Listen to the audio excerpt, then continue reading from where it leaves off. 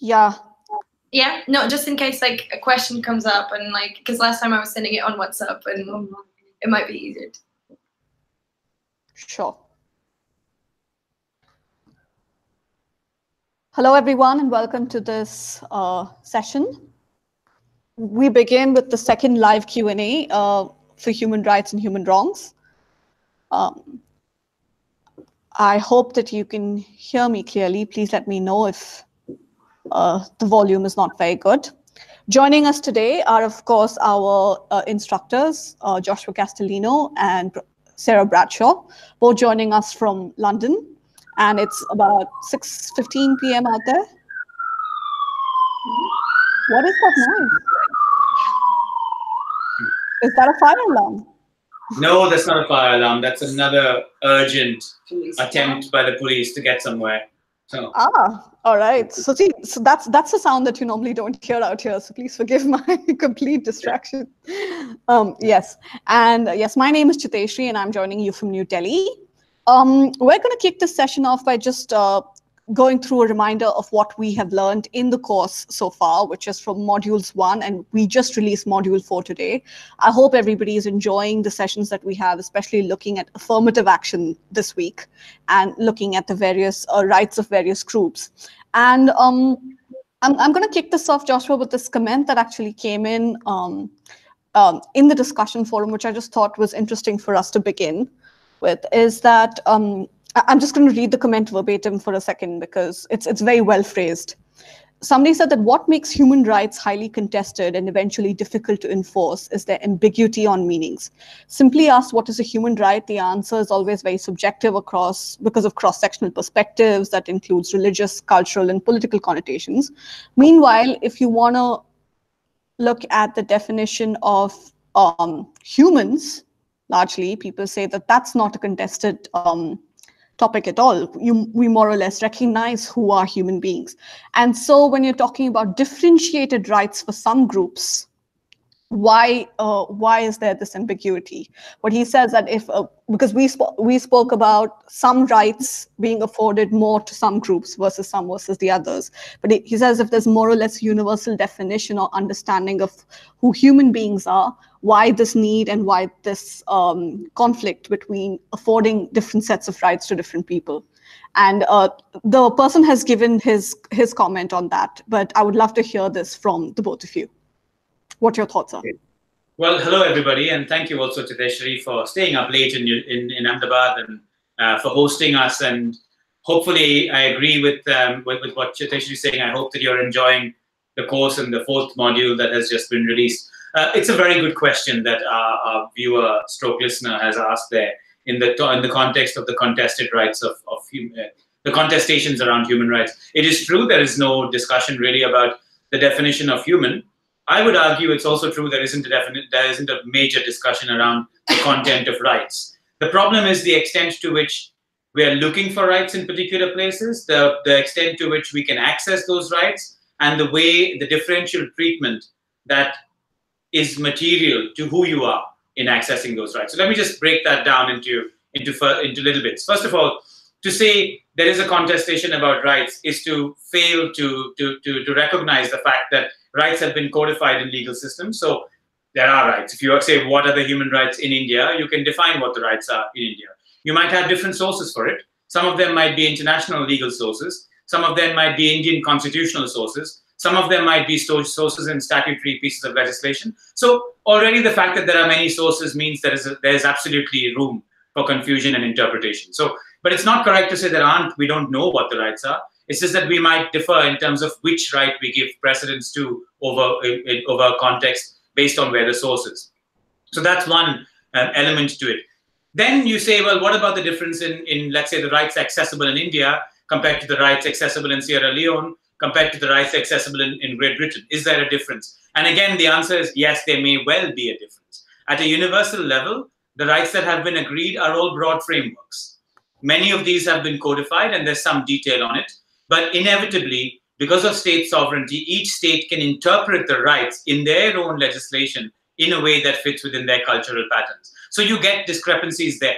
So I think it's fair to say that there are discrepancies in the rights formulation, but it's not so much in what the right is, It's in how the right is played out. Now, so far so good, hopefully. Hopefully you're with me. So there's no contestation on what is a human being. There is contestation on rights, but I would argue that they do exist, not so much based on what the content of the right is, but based on how it's interpreted. The major difference, and this is where the contestation comes in, the major difference is who has those rights and what they can do with them. That's where you start seeing major discrepancies. So women as a category have less access to the rights that have been created because they don't have access to the same routes in which they can access those particular rights. Groups that are in minority communities, indigenous peoples, especially women in indigenous communities and minority communities, have even less rights. Migrants have even fewer rights than minorities, indigenous peoples, because very often they might not have the nationality of the state. And then you go further down that track into people that are perhaps unrecognized, unrecognized people who may be stateless. So I guess the short answer to all of that is, in the strict connotation of what are rights, they are defined, and there is some room for discrepancy there based on cultural nuances and where you are in the world and what you prioritize. But by and large, we know what the rights are. Sure, there are lots of people who would want to start a major discussion now on, is this a right, is that not a right? And yeah, we could have that, but it's largely an academic exercise because it would depend on how much you could gain recompense for the right when it's violated. So the major differences start emerging from who the rights are applicable to rather than what the rights are. Yeah.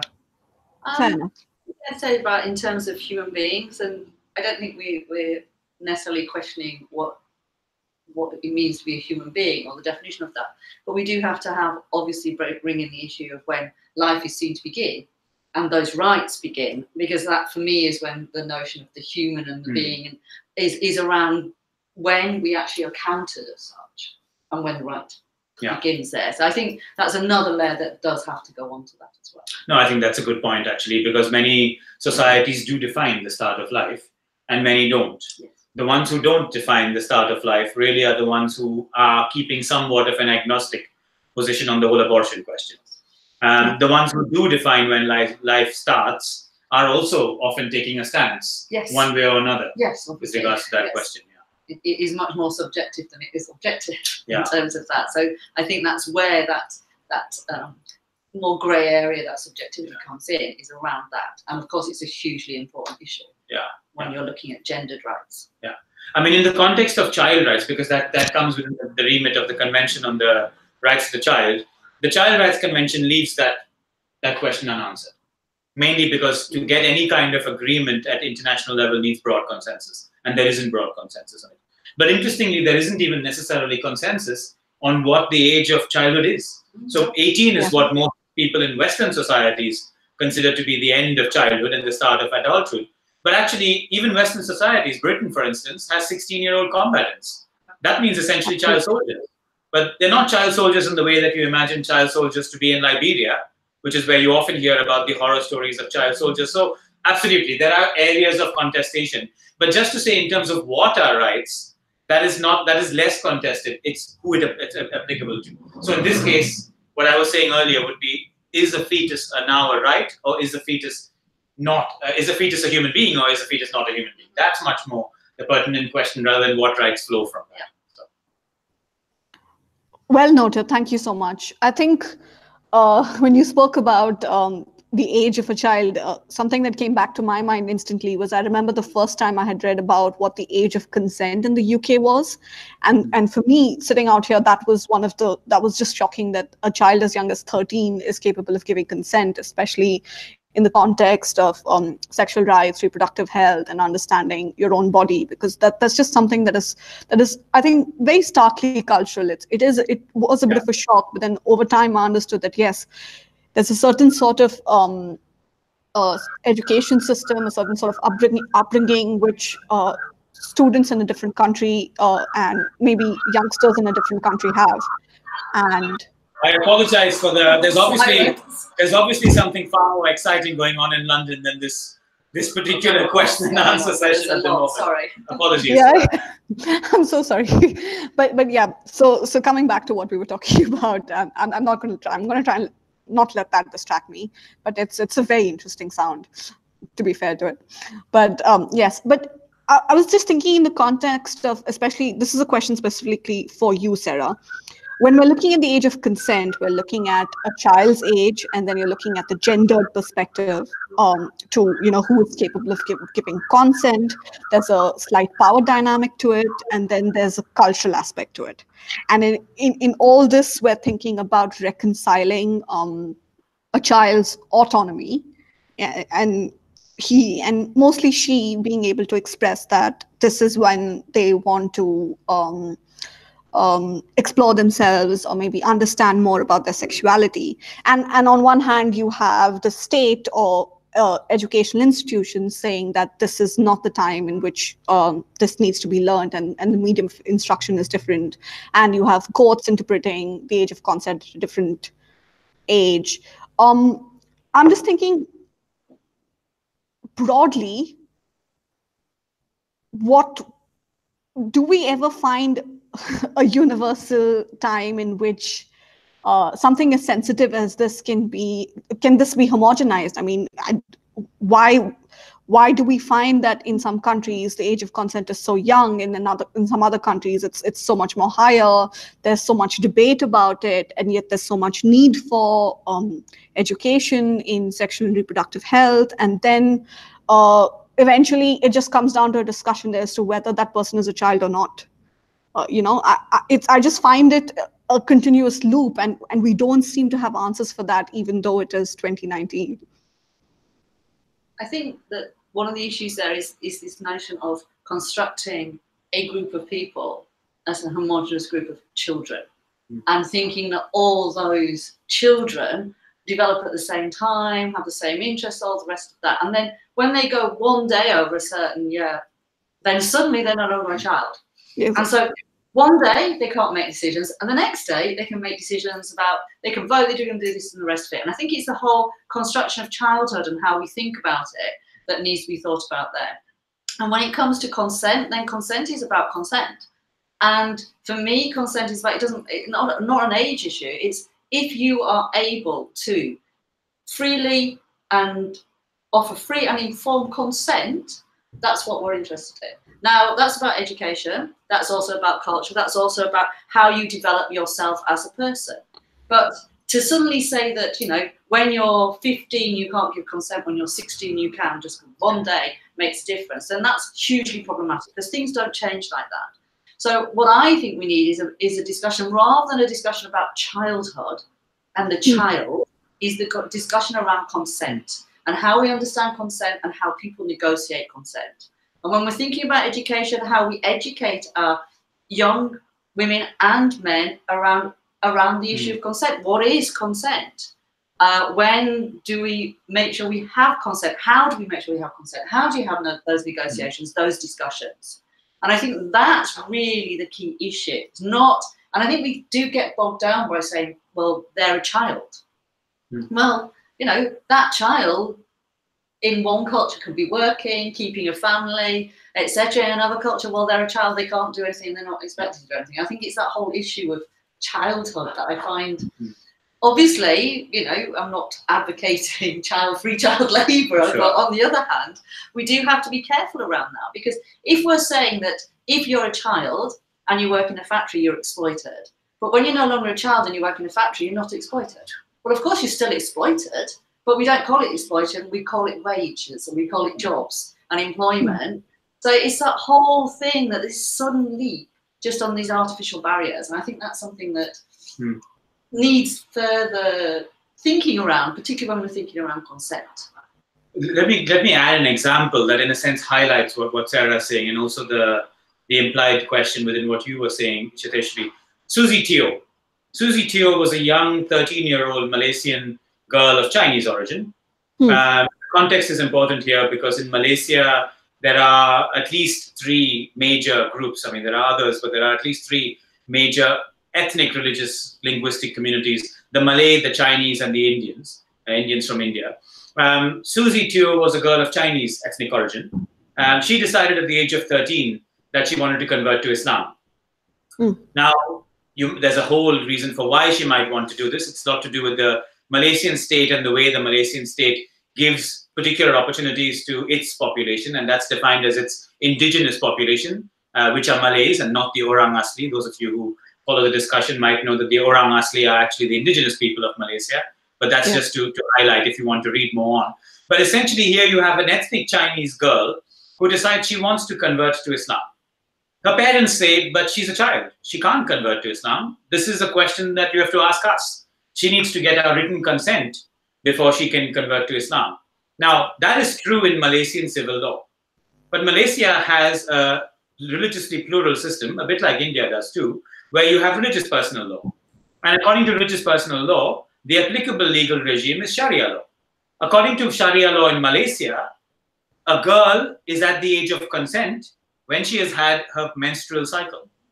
So here you have a difficulty by which essentially Suzie Tio and her advisors, not her parents, argue that she has reached the age of majority and she has decided of her own volition without any coercion, no question. So your point, I think, in what is consent is an important one there. No coercion, as far as you can tell, on Suzie Tio to convert to Islam. She has come to the conclusion she would like to convert to Islam, and according to the applicable law, Sharia law there, she is allowed to do it. And you have a conflict here between which legal system wins.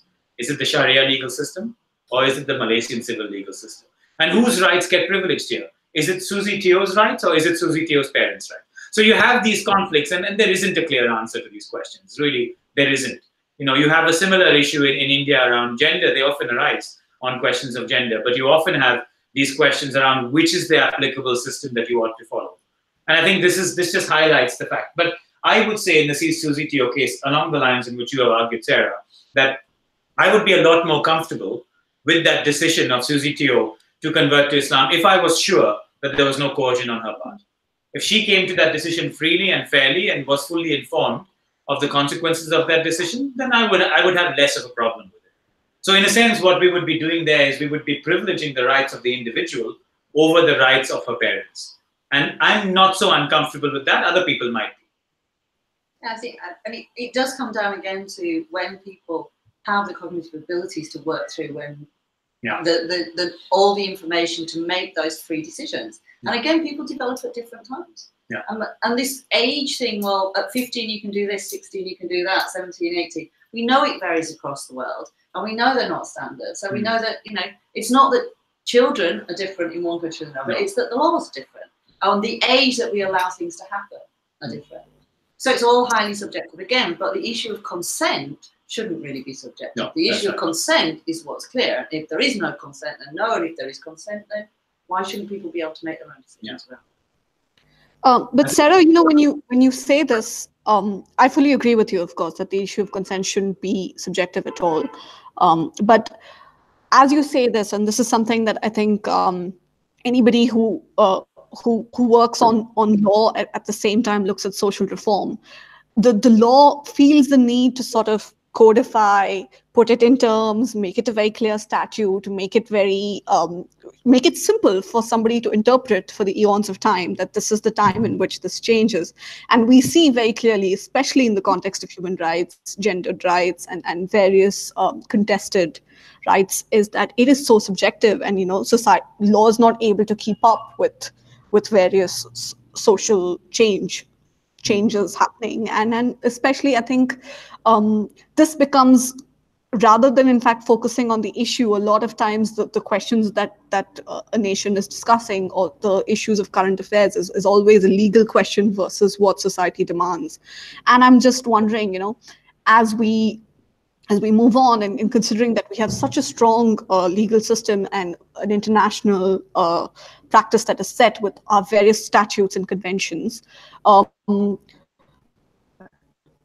do we need to now make some space, even in the legal framework, that recognizes to keep up with all these various changes? And sometimes there needs to be a more relaxed interpretation. Maybe you don't need to codify things, or maybe we need to make room for this much ambiguity in the way we understand it, because it seems to boil down to that. It seems to be law versus society, or law versus social change, rather than social change working for law and law provoking that social change, which was the beautiful ideal we were in the post-war period.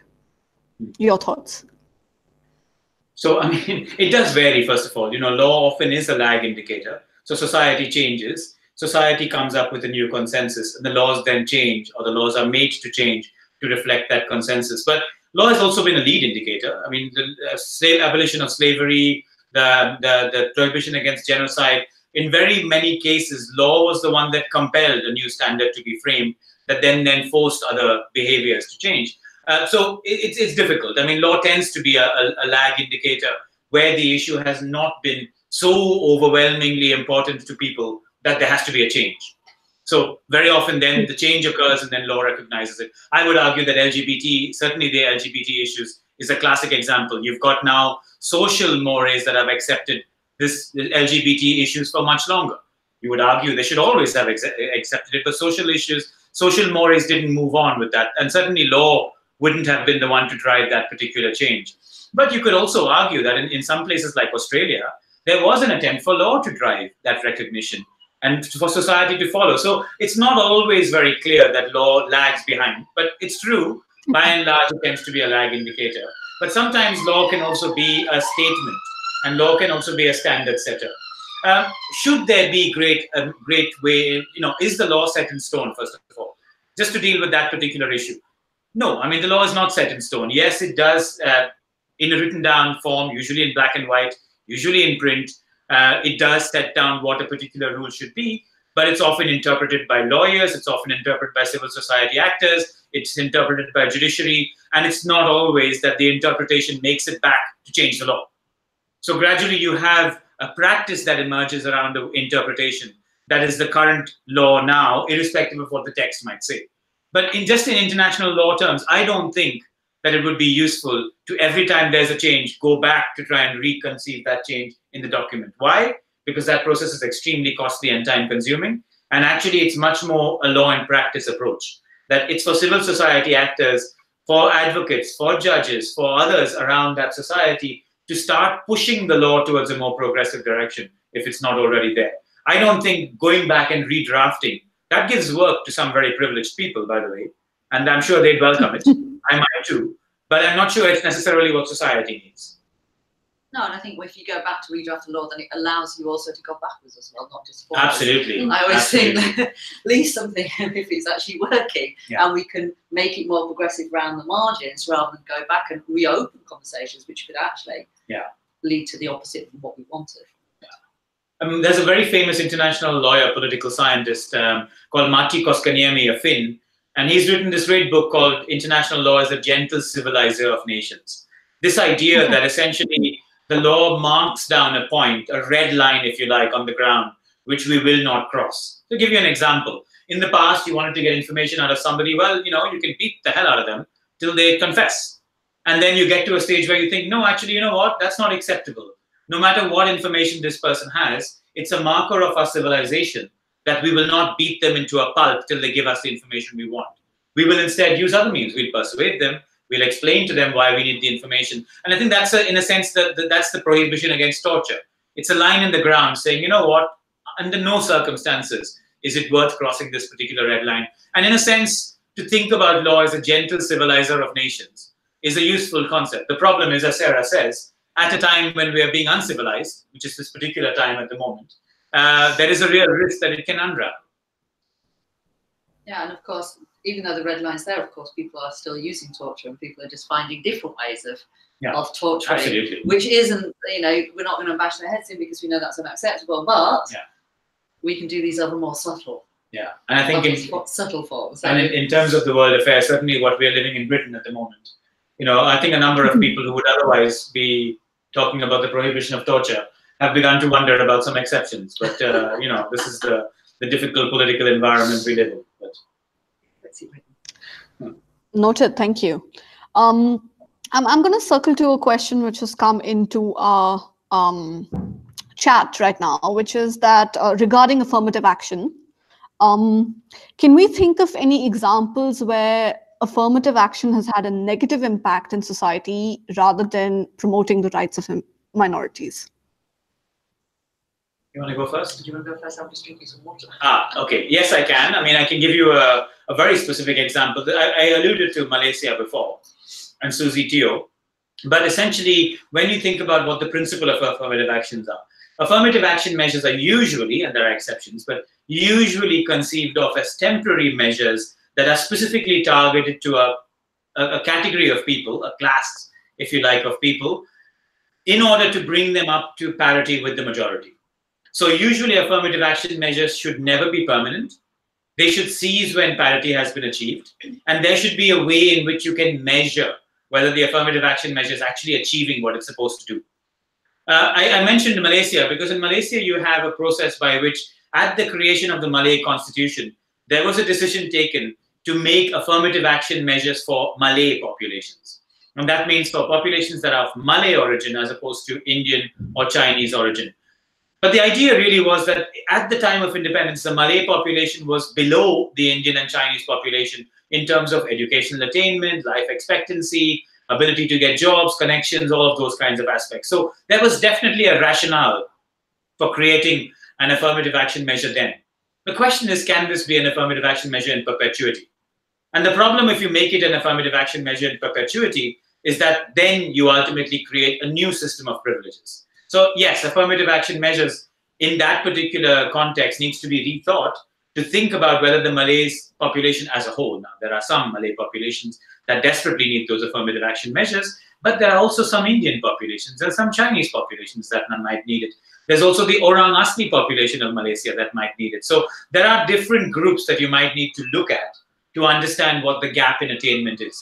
And even once you've established that, you need to then make sure that your affirmative action measure is set out very clearly with what it wishes to achieve.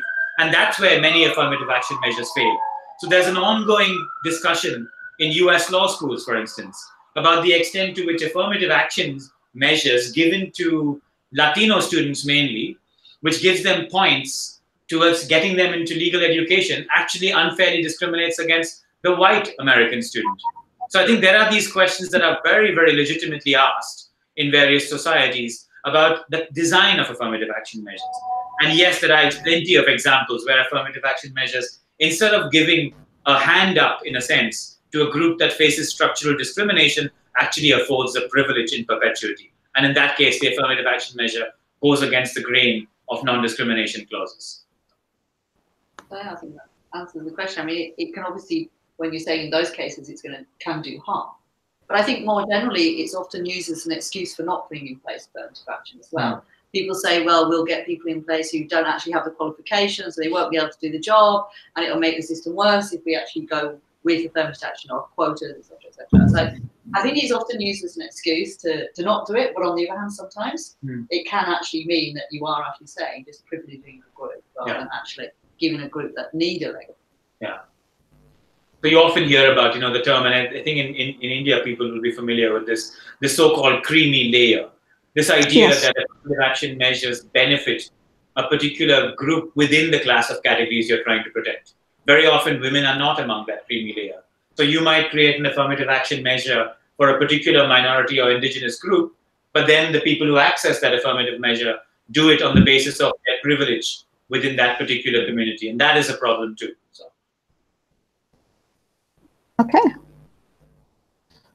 Sorry, we had some new people joining us on the chat, so I was just saying hello to them. Hello. So they're from India and Bangladesh, so that's good news. But yes, comparatively, we do have a little bit of slower traffic there. So I was looking back into our discussion forum for a question. And Sarah, this is something that I think we can specifically ask you for the moment.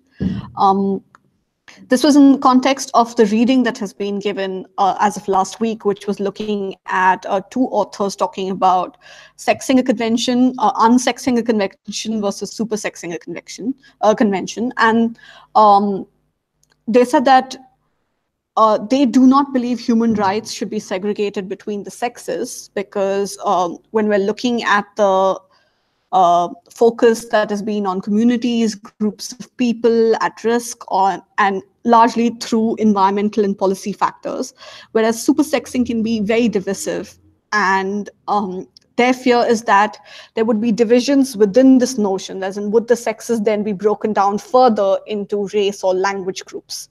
And therefore, coming back to exactly what Joshua said, we have groups within groups within groups. And therefore, the simple view that has been taken in the readings between the two authors was that, do we look at CEDAW and make it completely focused on women and make sure that you're talking about bringing women all the way to the forefront, and to one extent, perhaps putting women at a larger privileged position in terms of access and the various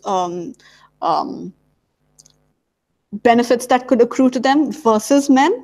And in that context, or do we talk about equality and just allow for the slow process in which recognizing that, yes, we will have one layer which will have benefited, then there'll be a creamy layer which will still be perpetuated, and there'll be a little bit of inequality that's perpetuating even within the structure that is meant to correct an already structured inequality. So we're looking at gender versus smaller groups within that, within the community where there's race, language, and other divisions.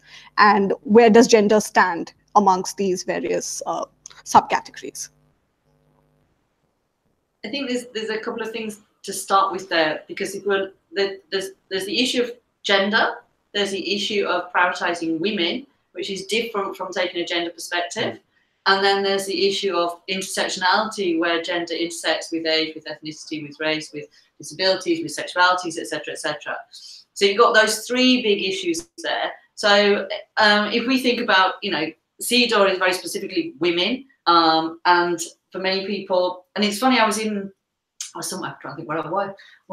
seminar about last week, and this came up around whether we should go back to prioritizing women and focusing on women only, and not doing gender, because gender there, you know, it's more diluted, it's not as politicized as saying women. But on the other hand, if you do women, then obviously you've got this whole issue of sometimes you're creating women as being the problem, rather than the gender roles and relations as being the problem. And when we talk gender, the reason we talk gender is because it is about the relationship between men and women. It's about gender roles and it's about gender relationships. So it's not saying it's just about women, it's about inequalities of power between men and women. And so the women aspect is is a difficult one to get at, because while women as a group, homogenizing that, are still in less powerful positions, then obviously we need to promote women. But on the other hand, some women are in great positions of power. And when we look at the notion of patriarchy, I think that's when that becomes helpful. Because if we think about patriarchy, it's a system of domination, and it's between men and men, men and women, and women and women. So it's that whole inequalities of power is within the notion of patriarchy. Now, if we then think about that, it moves us away from thinking about all women as not having any power, or all men as being powerful, and it allows us to think about those relationships, and that's what's key. And then within that, of course, is intersectionality. Some people see intersectionality as being, diluting, so you're going smaller and smaller groups. And that was one of the fears around when you look at particularly women who work on women's issues, that, you know, there's this notion that if we are looking at equality, we have to do women and just women. It's not about race, it's not about ethnicity, but of course women of colour are very much, would suggest to us, solidarity and equality is much more about inequalities by race than it is by gender. So we've got to understand how they intersect, and we've got to understand the different issues. And I don't see it as diluting. I don't see it breaking down into more and more small groups. I see it as better understanding the lived realities and the experiences that then we can build on and try and work towards changing. And looking for the solidarity, which is not necessarily always gender. It can be different solidarities. It's a matter of just pushing forward for what's better in terms of addressing those inequalities of power wherever we find them. Yeah, I would fully endorse that. I mean, essentially, this is about the differential of power that we're concerned about. So, you know, when Sarah says some women are in positions of power and most are not, when you flip that question onto minorities, very few minorities are in positions of power, because even in the world's democracies, you're never really going to get too many minorities who are going to make it. You know, the people who do make it are people like Bashar al-Assad. And that's not exactly a rallying endorsement of minority aspirations to political power. So even in that particular situation, if you asked me, I would say I would love to be in a situation where minority rights didn't exist. I would love to be in a situation where indigenous rights didn't exist. I would love to be in a situation where we didn't talk about women's rights, because that would be the situation where it would be relevant. Just like we don't necessarily talk about the rights in a society between dark-haired and light-haired people. We don't necessarily talk about the difference in society between people who work on a Monday and people who work on a Thursday, because they're not particularly relevant in that particular sense. Now, they might be if you're a gig worker, and they might be if you're a person who works only on Monday and would like to work all week. But you see where I'm going with the analogy. So I think in an ideal world, in utopia, that for me, there would be human rights. And even those would be something that existed but wouldn't necessarily have to be operationalized, because people would know what their rights were and would be able to access it. Human rights already become material when there's a power differential that prevents somebody who is a human being from accessing their rights. But the problem is, where even when you look at that experience and then you throw in gender, you find actually that there are a class of people determined on the basis of their gender who have less access to those rights than their male counterparts. Then you throw in the fact that there are ethnic, linguistic, religious groups who, whether they are men or women, have even less access. So that's when you're getting, so actually the segmentation is an acknowledgement of the access to power dynamic. And I think the segmentation is an attempt to create structural change to address that. Well noted. Thank you. That is, I love how you mentioned that you would like to be in a world where minority rights, women's rights are not required, and that I think that distinction where you think of somebody who's light-haired or dark-haired or Monday or Thursday allows you to contextualize it better. You know, where these rights are not a lived reality, and therefore we need to understand why they even exist. Why a segregated group of rights or a separate construct of rights is very, very necessary and very required. On that note, actually, Viorica, hello again, it's nice to have you with us. She asked a question where she says that she wants to find out our opinion on a practical situation. And there's something I've not quite understood about her question as yet. And Viorica, if you could please elaborate on that, please let me know. She says, what's the difference between fundamental human rights and human rights? And as far as I know, I think human rights are fundamental in every context, but perhaps she's speaking of it in a context where there's, because last time she did clarify on her question. So Viorica, please tell us further what you mean by that. But yes, Joshua, in the meantime, and Sarah as well, do you think there's some rights which are much more fundamental? I think you just gave a beautiful example of that, but in this broad spectrum of rights that we have, are there basic rights, perhaps something which is much more, could we go back to the debate between economic, social, and cultural rights versus civil and political rights? Are there really some rights which are much more fundamental than others? I go first? Go on, then. Yeah, I mean, it is a good question, actually, Viorica, because there is a distinction, and people often make that distinction. So at the headline level, human rights is a package of civil, political, economic, social, and cultural rights that accrue to every individual, irrespective of their gender or any other class of protection, and they have that particular right that's accessible. That's the headline news. But absolutely, there are distinctions in rights. A big part of that distinction depends on your personal circumstances. So if you're in Sweden, the right to food is not as meaningful to you than if you're in Sudan, where the right to food might be far more important. So it's no point telling somebody in Sweden, no, your most important right is the right to food, because actually they already have that and take that for granted. But it is quite important to say that to somebody in Sudan. So context does play a role. The technical term in terms of the difference between fundamental rights and general human rights can be tied into a question around a concept that is called non-derogable rights. Non, N-O-N, derogable, D-E-R-O-G-A-B-L-E, non-derogable. And what that basically means is there are rights that no matter what the situation is, cannot be violated. And this arises in the context, in the Human Rights Convention, the various conventions, whether that's the UN treaties or whether that's the regional conventions that exist, they talk about this non-derogable rights. And that's basically to acknowledge the fact that the human rights we have are often relative, they're not absolute.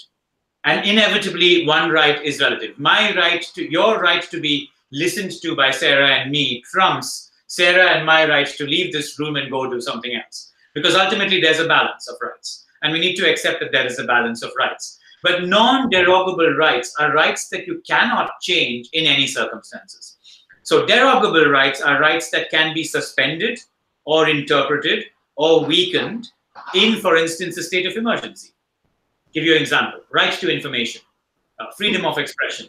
If there was a war situation now, and I had access to the enemy troops' movements, and I decided to tell you in a global community what these were, then that would affect the extent to which this country could defend itself. So they could very easily put a gagging order which said people like me who have access to that information should not share that information in public. So they're restricting my freedom of expression, and that's justifiable in a specific context. Usually there would need to be a state of emergency. It would need to be declared, that need to be checks and balances. But to contrast it, under no circumstance would they then say, oh, there's a state of emergency, therefore I reserve the right to kill people of this ethnic group. There's no correlation there. That's a non-derogable right. The right to life is a non-derogable right. The freedom of expression is a derogable right. So I hope that example gives you some inclination about what you're asking, which I think is a hierarchies of right. But the headline news is essentially all rights are important and they are indivisible, and they consist of economic, social, cultural, civil, and political. They are indivisible, but they're not treated in that way necessarily. No. And that, I think that's the issue that also they're trying to get there, was sort of like, what do we see to be the most fundamental right? And Joshua's actually right about there are fundamental rights, but then there's rights that you can see to be fundamental that aren't necessarily as you've been saying. So, for example, in terms of gender rights, for me, a very fundamental right is the right to decide, a woman's right to decide over her own body, sexual and reproductive rights, because it impacts on mobility, and impacts on autonomy, it impacts on decision making, it impacts on every aspect of life. Yet it's not necessarily seen within the hierarchy of rights as high up in the hierarchy of rights as a fundamental right. But it is for certain groups of people. So I think, and that's the change that we're looking to try and get, isn't it? We're trying to make sure that how we view rights, not just what are rights, because we know the rights more or less, but how we view those rights, how we prioritize rights, how we act on those rights, that changes with how society thinks we should be, our social moral, exactly, and all the rest of it. So I think that's the issue that, for me, is the issue that, okay, if we accept rights as rights, then we need to push forward on certain rights that at the minute are not being seen as a priority, even though they are fundamental to some people and for their well-being. I mean, that question on derogability, for instance, of rights, you know, the context was very much a state of emergency. So, you know, and the state of emergency could be war, it could be flood, it could be the eruption of Mount Vesuvius in Italy, could be a, you know, that's a state of emergency. The Albanian scam to do with finance, that can be an emergency. We probably are living in a state of emergency at the moment in this particular jurisdiction, even though it's of our own making, you know. But essentially, there is this notion that this is to do with earth-shattering moments in the life of a nation. Even the language on derogability is there will be times in the life of a nation when the nation needs to take steps to protect and secure. So it's very much that kind of peace and security, big picture type notion that framed derogability. And I would totally agree with you that, in a sense, we need to move away from that emergency context to a general context in which more of the rights that we recognize are fundamental and prioritized. But I think in situations of emergency, you also see rights violations very easily come into play because people use the card of it's an emergency. Yeah. So in an emergency, we can't do this. And not just those, you know, big rights, but, you know, rights of movement. You know, there's so many, in an emergency context, there's such slippage around what seems to be important, and the use of the term emergency allows people to say, well, we're not going to do that. So violence against women and girls is not a priority in this context, which is in a wider context of conflict, for example. Yeah. So we do see that slippage going on in that emergency situation, which I should say is very problematic. Yeah. I mean, the way in which the law is framed on this one, an emergency has to be declared. It has to be informed. You've got to say exactly what the nature of the emergency is, and you've got to say exactly which rights you're suspending. So you would never be able to suspend a right that essentially protected women and girls from violence. That doesn't mean it won't happen.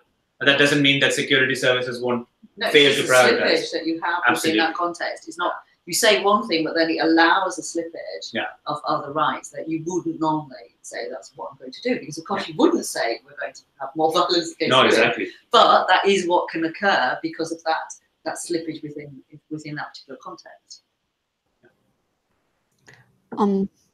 Thank you. There is a question that's come where because you've just raised the context that you're living in right now, Brexit and the EU and everything that's going. So Eleni has asked us a question that in the current EU refugee context, do you think that Europe is closely adhering the rights of the conventions for refugees? Big question. Well, there's a simple answer to that one. No. It's got 2 letters. It's N and O, as emphatically as you want it. No. Exactly. And it's really, really, really rich in coming from Europe, because when European refugees were fleeing, other people were forced to open their doors. Not forced, they did it out of humanitarian reasons. And European refugees, when they were fleeing, received welcomes. African refugees that are fleeing now and Middle Eastern refugees that are fleeing now are getting doors slammed in the face by the very populations that benefited from exploiting some of the wealth in those places. So it's really straightforward answer, no. I have nothing to add, it's no. Thank you.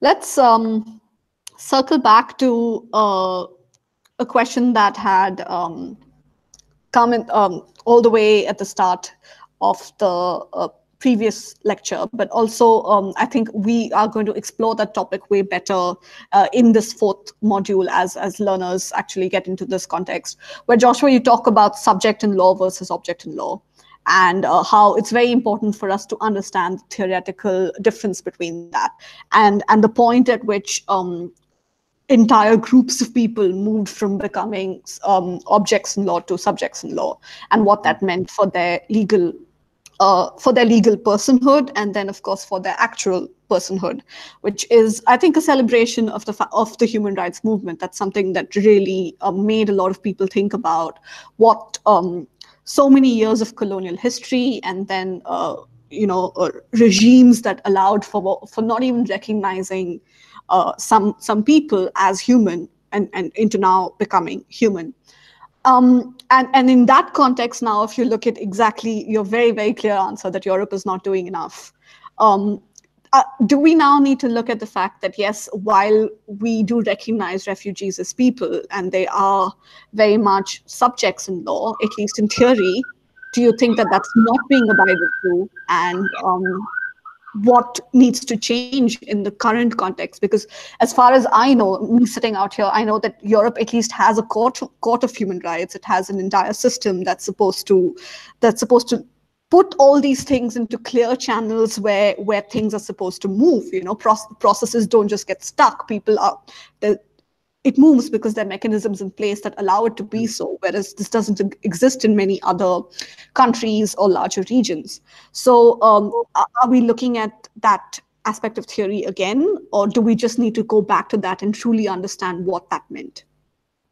Yeah, it's a good question. I mean, the problem is that people aren't thinking about this in the context of subject and object, and I think it is the most useful way to think about it. So, for instance, on the refugee question, there isn't a question whatsoever about the fact that asylum seekers and refugees, so people who've already had their asylum claims determined, are subjects of law. No question on that one anywhere. But the difficulty is that irrespective of the existence of the legal standard, what you are seeing is a form of xenophobia that is fueling politics, that is determining whether or not these people who are essentially in an impoverished, super vulnerable position are getting what are called entitlements. Now, the entitlement to swim your way across the Mediterranean, risking life, is an entitlement that will be seen as entitlement in only the eyes of the most insane and cranky person there. So the idea that this is somehow an entitlement is shocking. And I think much more what it is, and I think if we could tackle this in the public's realm, in the public square, rather than in these kinds of fora where we are relatively like-minded, we need to tackle it in the public square. Denying refugee rights and denying asylum seeker rights and slamming doors on the ports of Europe to people who are desperately trying to flee persecution, often of European making, is a damning indictment of the fact that we don't see these as human beings. Now, you can frame it a different way if you want to. But for me, that's framed as, I'm sorry, you are an object of law. If there was some debris flying over from the Sahara into Britain, there was no way in which you can stop that debris from flowing in. But people, we can actually stop. And we do stop. And we do it on the flimsiest of grounds possible. Now, I'm not arguing for open borders here. Even though there are good arguments around open borders, I'm not arguing that a state should take in everybody who comes to them. I'm not arguing for that. I think there has to be a genuine conversation to understand cause and effect. If you are not dealing with the causes of great impoverishment in country, if you're not dealing with those in terms of your trade policy, it is going to follow that limited resources are going to be contested, and that there's going to be ethnic conflict that results from it, and there's going to be disharmony. From that disharmony, there are going to be people who feel vulnerable, who are going to flee to the nearest safe haven. By the way, the vast majority of the people who flee don't get to Europe. They get, at best, to an internally displaced place in their own state. The vast majority of people who are fleeing conflict don't make it out of the country. They just find another slightly less precarious position than the one they were in. Some make it across borders, and if you look at how many people make it across borders and where they make it to the nearest neighboring country. They don't get into a process by which they forum shop all the way to live here in amongst our misery that we have in terms of our weather and taking good jobs away from good qualified people. That's a narrative that needs to be challenged at the very, very basic level. And it needs to be challenged on the basis of who is a subject and who is an object. And the fact that to treat human beings in that dismissive way and categorize all their aspirations in that particular way is only beneficial to those with vested interests who want to create society in the image that they already have. I agree. You agree. Thank you. I think that's very eloquently put. Thank you so much for that context, Joshua.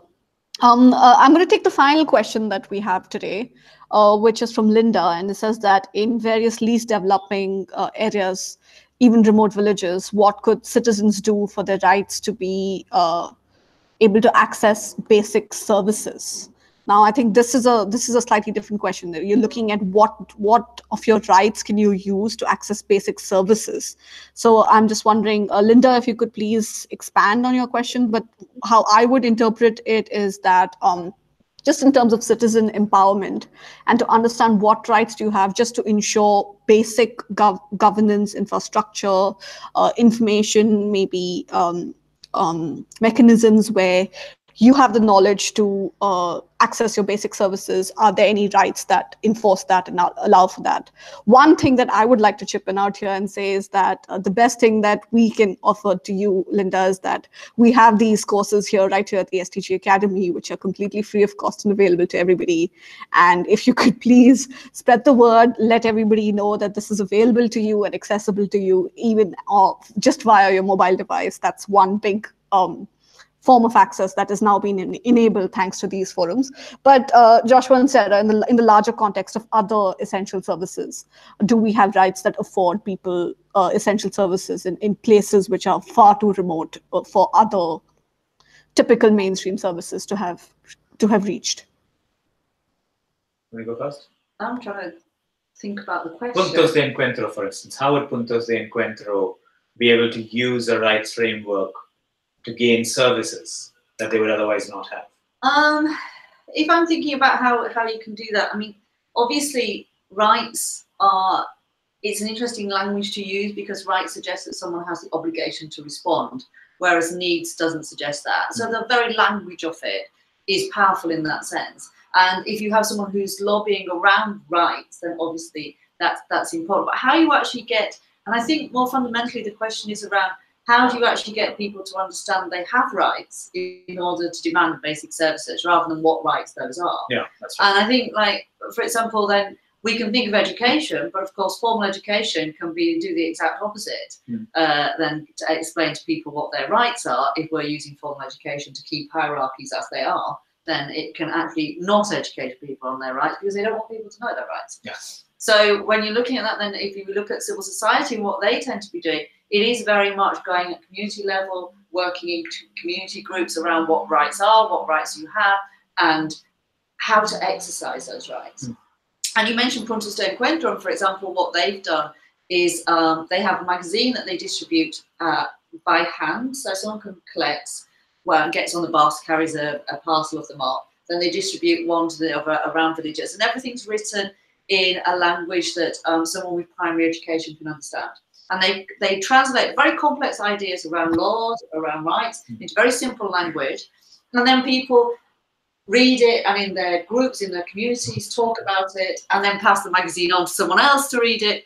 And then in that way, you can get to very remote role that you can't necessarily get to as a person, as an individual, time and time again. But if you can get something written in very simple language that primary school and then someone who can read, if other people can't read, can then read it out and can start that discussion. Because I really think when we're looking at rights and how you go about demanding them, it's about talking about them first. Talking about them, understanding, talking amongst people allows people to know that they have rights. Formal education, people can't relate to it. But if you're having a conversation with someone who's like you and they're having a conversation about you do have that right, you're not on your own, your problem is not an individual problem, it is a societal collective problem, that's the first stage. Yeah. No, I mean, agree. I have to have, one of the reasons, and I think this is the implication of the question, Linda, one of the problems is lack of access. So when you talk about remote communities, I guess you're referring pretty much to communities that are beyond the access of the traditional thinking in terms of these discussions. And absolutely, I endorse Cheteshwari's endorsement of our course and the plug for the SDG Academy. Yes, this is partly about trying to say to people, you know what, this is not something that is a favor from the state to you. This is something that's yours by virtue of existing within the state. I always make this point, not so much because I want to be pedantic about it, but let's just also not talk only about citizens' rights. Let's talk about rights in a more general context, even though, of course, citizens get privileged in terms of rights compared to non-citizens. But let's talk about rights more for residents than citizens. So absolutely, once you know about that right, and the puntos del encuentro point that Sarah made, spreading that knowledge about the rights is important. But I would say also spreading the knowledge about the extent to which this access that you have to a service is different from the access that somebody else has to the service. So actually making a contrast. You don't get 5 days of education per day. Oh, well, the neighbors across who are linked to the ethnic group that's in power, well, they get 5 days education. How come you don't? So drawing that comparison between the service that you're accessing with all its flaws compared to the service that somebody else is accessing, that then becomes the source for the discrimination. And then when you articulate those discriminations in a particular way, you could then engage civil society with two purposes. One, to highlight the fact that one particular community is being left behind, whether that's a community or women as a group. There's a class of people who ought to have rights as an entitlement who are not getting them. So you're highlighting that difference. It's more difficult when everybody doesn't have it. Because when poverty in a state means that nobody has access to education, it's difficult to make that argument. But showing the difference, the differential that one particular class of individuals has compared to another class of individuals is a source of discrimination. Then you can use that either to challenge and hold account the government to provide the service to the standard that the neighbor is getting, or you can work to challenge it in a court of law by which a court then insists that the government has to provide the service. But that's still only a short-term solution, because that solution will still only accrue to the people who took the case, who might already be privileged. You then have to turn that into a systemic issue and say, actually, this is not just about this group of women in this particular community, it's about all women. Because let's say none of the women in this particular society have the right to pass on their nationality, a real situation, by the way. Or none of the women in this community have a right to inherit property, which is again a real situation. So you start trying to move that into a much bigger, broader statement of a structural discrimination that the government has to take into account and make the necessary changes to abolish any practice or custom that discriminates in the equal enjoyment of rights. So that's the way in which you do it. Obviously, it's a long process, and that seed can't be planted unless you start by even knowing that you're being denied. So the first step is to understand what you're being denied and why you're being denied. And then these are the things that flow as a consequence. And of course, they're all dependent also on how good your access is. So. Okay, thank you very much. And on that note, I think I'm going to wrap up the session and allow for our learners to know that you won't be denied these live sessions anymore. will continue as planned. They will happen every other Monday, and we hope that you join us in the upcoming sessions that we have. There are 4 more that are still available all the way until April 2019. After that, I would like to remind you that you will still continue to have access to the materials in this course, but you will not be able to do the assessments, and you will not be able to pursue the course for the certificate. And of course, the live component that we have in an instructor-based session will not be available. But I hope that all of you are enjoying this experience. I hope that I encourage all of you to please participate in these live sessions a lot more. And we look forward to seeing you next week or next to next week. Thank you very much. And thank you so much, Joshua and Sarah, for joining us. Thank you very much to Rebecca, who always works so hard behind the scenes. And thank you to all the viewers who've been with us here. Thank you very much. Bye. Bye. Bye.